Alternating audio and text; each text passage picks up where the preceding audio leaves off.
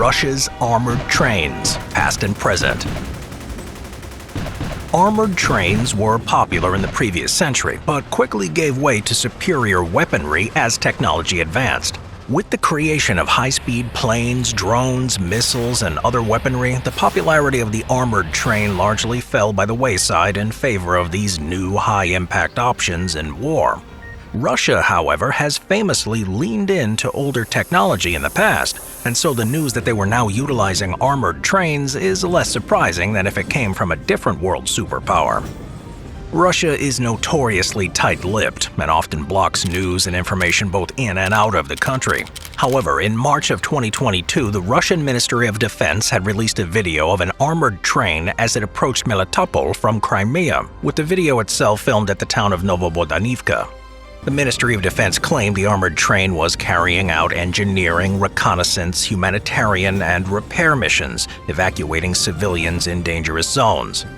From the video, the train, most likely called the Amur, was made from 2 stolen diesel locomotives from Kharkiv and 8 other rail cars. There was an armored rail car placed behind the first locomotive, as well as 2 box cars, a passenger car, a flatbed in the middle, and another flatbed at the back of the vehicle. The train was likely plated with 20mm armor, and the letter Z can be clearly seen emblazoned on its sides. The train was equipped with 2 Zu-23 twin-barrel 23mm automatic cannons to protect itself against aircraft such as TB2 armed drones, and there could have been more weaponry on board or vehicles that have substantially higher firepower than the 1960s aircraft cannons. Hey guys, are you tired of mobile games that require more time spent building bases and doing your dailies than actually, strategizing? Well, fear not, armchair generals. Let me introduce you to World War Armies, the first and only real-time strategy game designed for mobile that feels like it's straight from a PC. Forget auto battles and endless grinding. Here it's about skill. You control between 4 to 9 unique units, capture resource points, build bunkers, and respond to enemy tactics, all in sessions that last just 10 minutes. It's perfect for a short break from work or a distraction while you're on the bus. Choose from 3 epic nations, USA, Soviet Union, or Germany. Each feature over 20 historically accurate units. Do you fancy the Soviet Katyusha rocket artillery, or how about the German Maus tank? They've got it. Utilizing a single server that everybody plays on, you can work with your friends without having to be locked out based on your location. It truly is a global experience. Follow the link in the description and complete the tutorial, and get a free Pershing tank with special desert skin and some tokens.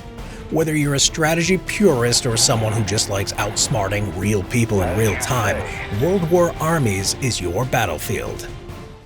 Brent M. Eastwood of Foreign Policy Web Magazine 1945 has theorized that the reason these trains have been deployed is due to Russian concerns about their logistical supplies being attacked.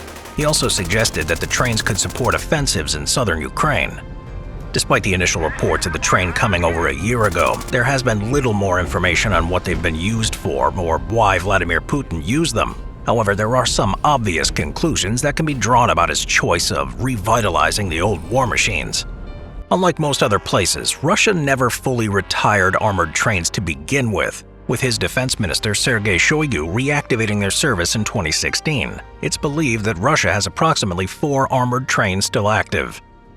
But one of the primary reasons that Vladimir Putin continues to utilize them, and why he allegedly travels predominantly by train himself, is simply due to Russia's vast size and the state of its roads. U.S. Army Lieutenant Colonel Alex Vershinin has suggested it's down to the Russians not having enough trucks for its logistical needs and supply dumps also. According to a report by Russian outlet Projekt, hidden stations also span the length of Russia, and using satellite imagery, reporting techniques, and sightings, they can conclude that there's at least one secret railway line. The Amur isn't the only armored train that appeared to be back in action in Russia. Later in May and June 2022, multiple outlets reported other sightings. The other 3 Russian armored trains were the Volga and the Yenisei, having names after the Russian rivers, and the Baikal, after the lake, were also seen equipped with Zu-23-2 anti-aircraft weapons. The Yenisei was seen transporting 2 BMP-2 infantry fighting vehicles on either side. The Amur, the Baikal, and the Yenisei have been recorded on similar paths around the Crimea to Melitopol route, checking dangerous sections of the track for mines. All outlets have not omitted the very chance that the intended purpose of these trains as operations of war are also possible. In 2022, the Baikal had a presence around the region of Kherson and the Volga in Kharkiv until they were reclaimed by Ukraine counteroffensives. Ukraine continues to fight against the Russian invaders, causing Russia to take far more casualties than ever expected in a war that was not so easily won as initially thought. Yenisei and Amur themselves may not be as old as World War I and II, but they form a part of the rich history of Russians' armored train usage. During the period before 1991, when Russia was still part of the USSR, or Soviet Union, they relied on armored trains a lot more heavily than most nations, purely down to the Union's sheer size. When World War I broke out, one of the Russian Army's first attempts at an armored train was by the 9th Railway Battalion, using Austro-Hungarian designs and stolen weaponry. The train's artillery wagons were equipped with Austrian field guns and an Austrian engine, although that was later swapped out for a Russian one. After a year of analysis, the Russian army began to build, still taking inspiration from the Austro-Hungarian armored trains. The first of these consisted of an artillery wagon and a steam engine. This class of trains became known as the Kunkus, after bandits who operated on the Trans-Siberian Railway. By 1917, however, as well as contending with World War I, Russia was dealing with its own internal struggles as the Russian Revolution and subsequent civil war loomed as its dynasty was pulled down. An unexpected victim of the conflict was Russia's armored trains, many of which were captured or destroyed during it, although they were first used by both sides during the conflict. In the space of 2 years, the number of available wagons and steam engines dropped from 500,000 and 20,000 to just 30,000 and 2,000 respectively, due to their heavy use. As one Polish source reported, armored trains were the most serious and terrible adversaries, with the Bolsheviks turning them into their own miniature armies, equipped with both infantry and cavalry. Despite the high volume of trains lost, in January 1918, 23 were still in service, with many more still under construction.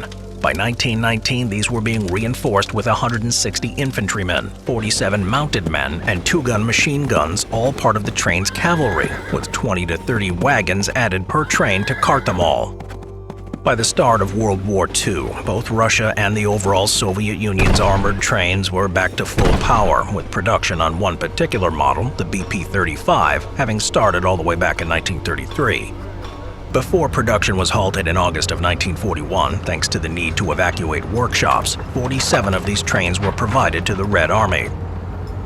Across the class, there was a light and heavy type of the BP-35 train, with the lighter comprising wagons and turrets armed with the 76.2mm M1902 30 guns and 4 to 6 machine guns distributed. A heavier version of the BP-35 was instead equipped with a 107mm Model 1910 30 gun and weighed up to 400 tons. The Soviet Union, like most of Europe, was fighting across multiple fronts in World War II. By June 1941, they had 9 train battalions spread out across the world. Following Germany's invasion of the Soviet Union in Operation Barbarossa in 1941, the Soviet Union once again looked to design new armored trains, featuring the best parts of designs that came before them, from the armored trains used during the Civil War up to the BP-35s. By now, the Soviet Union had begun to use any and all available armored trains. Some of those captured, such as a train at Kyiv, were armed with tank turrets from either their own or captured vehicles, and were more urgently thrown together, as evidenced by the armament being focused on the train's cab. The various types of armored trains built and used in the Second World War further include one which used dual-purpose guns to fight against enemies on the ground or in the air. Or Stalin, which had 2 anti-aircraft weapons, and Voykoviec, which was armed with either a 76mm M14 Putilov anti-aircraft gun or a field gun on a wheeled carriage. These are just a few examples of the hundreds of trains used by the Soviet Union in World Wars I, II, and beyond. Even today, although fewer are active, Russia seems unwilling entirely to give up on its armored trains and their symbolic value.